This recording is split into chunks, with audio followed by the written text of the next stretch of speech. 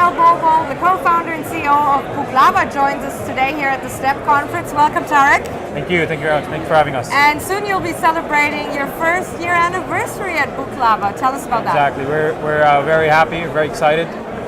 We're not live yet, so the last year we've been building an amazing platform. It's been a monumental feat to get to where we are today in trying to solve the problem in the Arab world of reading. What are the problems of the Arab world? When it comes to books? When it comes to books, first of all, you have a supply problem where you don't have the availability or the accessibility of top quality books. The second problem is culturally we don't read as much as perhaps we should. And on top of that, we are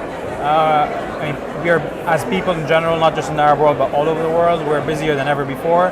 Multitasking is part of our life. Whenever we're doing something, we're always doing something else.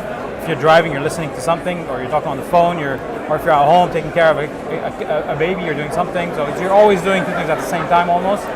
And that creates, that creates an opportunity for you because you're very busy and you don't have enough time to dedicate to reading,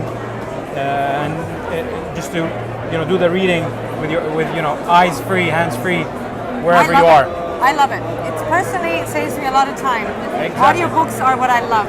And we all feel guilty about the stack of books that keeps on growing next to our bed and we never get through with. Absolutely. But when it comes to audiobooks, the first company that comes to mind is Audible. Yeah. Obviously one of your competitors. So how are you different to them? The way we're different is that we are building our platform in a way where we offer curated content from this region for people of this region, basically. And for the people of this region that are all over the world. As you know, the Arab diaspora is 50 million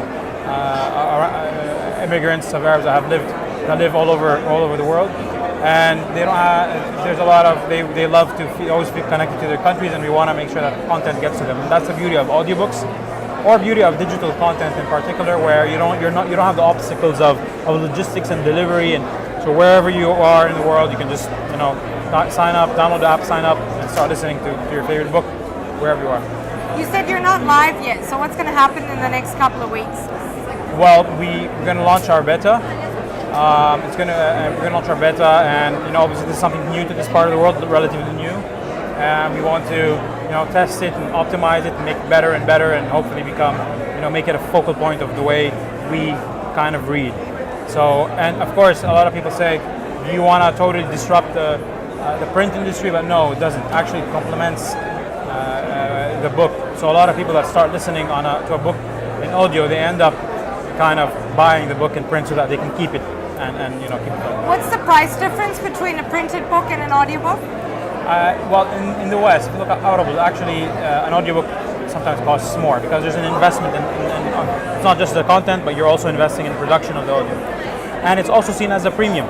I'm offering you a solution to a problem. So you have the book, but you still have the problem. You don't have time to read it.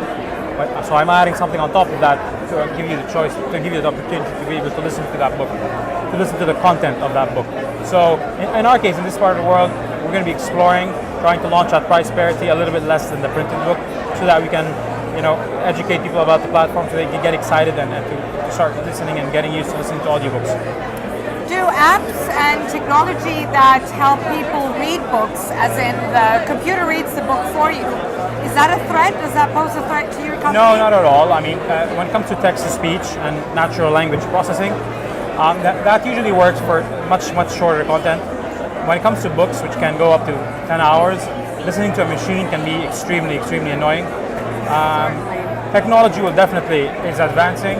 We're also looking into that as well. In the sense that eventually, just like everything else in the world, we will reach a point, I believe, where a machine can narrate a book for you just like as if it's a human.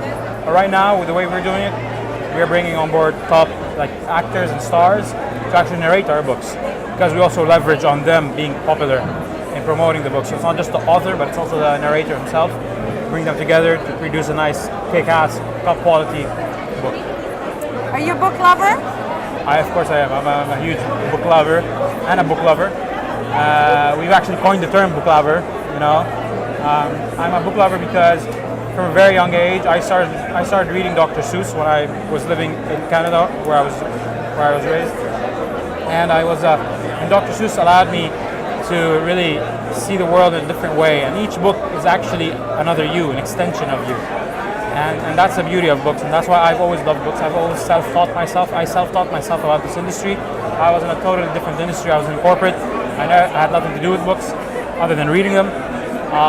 But I've always felt a passion that, this is something that I've always wanted to be a part of, to solve the problem, to, innovate in this.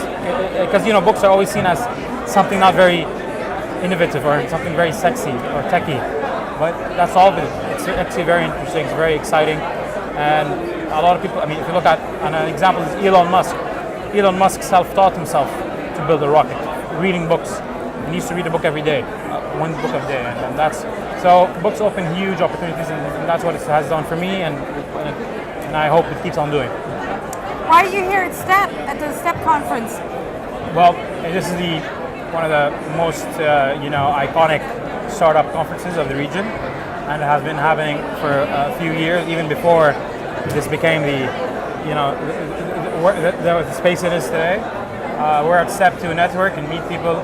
We live in Dubai, so Dubai is our home here. And although I'm Lebanese Canadian, but Dubai is a place where it makes anyone feel at home. And STEP is a great place because you meet people from all over the world. Unlike the tech conferences around the region, where it's kind of one color mostly.